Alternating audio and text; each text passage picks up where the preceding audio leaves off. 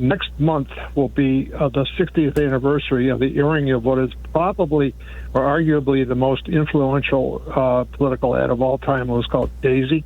Yeah, the remember LBJ's ad against Barry LBJ's ad against Barry Goldwater, right? In '64. Yeah, I don't know if your listeners are familiar with it. I could describe it very, very briefly. Sure. If you need me to. Yeah, what happens is the commercial starts out with a video of a young girl, a young blonde 3-year-old girl. She's standing in a field, and she's randomly plucking petals from a daisy, and she's plucking 3, 2, 1, 7, 5. You know, she's 3 years old, and she can't do them in order. And when she gets down to the last one, the video goes to a still image. And then there's the clinical countdown, 10, 9, 8, 7. And as this is going on, the camera zooms in very slowly and fills in her right eye completely, her pupil of her right eye. And just as the countdown reaches 0, a nuclear explosion goes off. And you see the mushroom cloud. And that, by the way, that ad only ran once, Vic. It ran once, but it was extremely influential. Yep. And it shocked a lot of people. Yep. That was, and amazingly, it didn't even mention Barry Goldwater. It didn't even mention the GOP. That's right. And then a voiceover came over with LBJ saying something to the effect that if we can't learn to live together, we're going to die. Yep. And then another voiceover comes on and says, you know, this election is extremely important.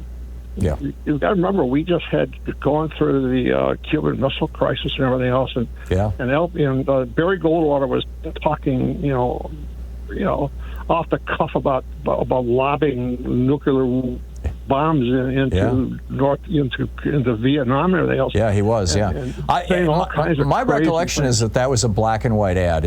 Am I remembering it correctly? I believe so. Yeah, Nate says I'm not it is exactly too, sure about that, but that was produced by a company called Doyle Dane Nernbach. Mm-hmm. And they said that there are two approaches. Now, you've been involved in advertising business. Yeah.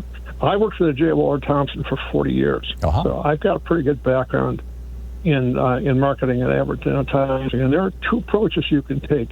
You can try to convince people by appealing to their reason, or you can try to persuade people by appealing to their emotions. Right. And that's the tack that they took by doing well, and in that contect, they also went for the negative emotion of fear.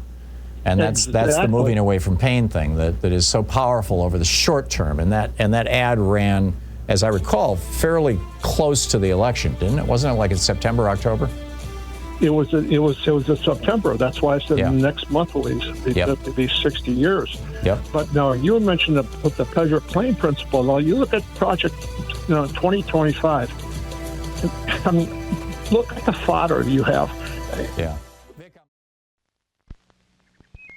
1, 2, 3, 4, 5, 7, 6, 8, 9, 10, 9, 8, 7, 6, 5, 4, 3, 2, 1, 0.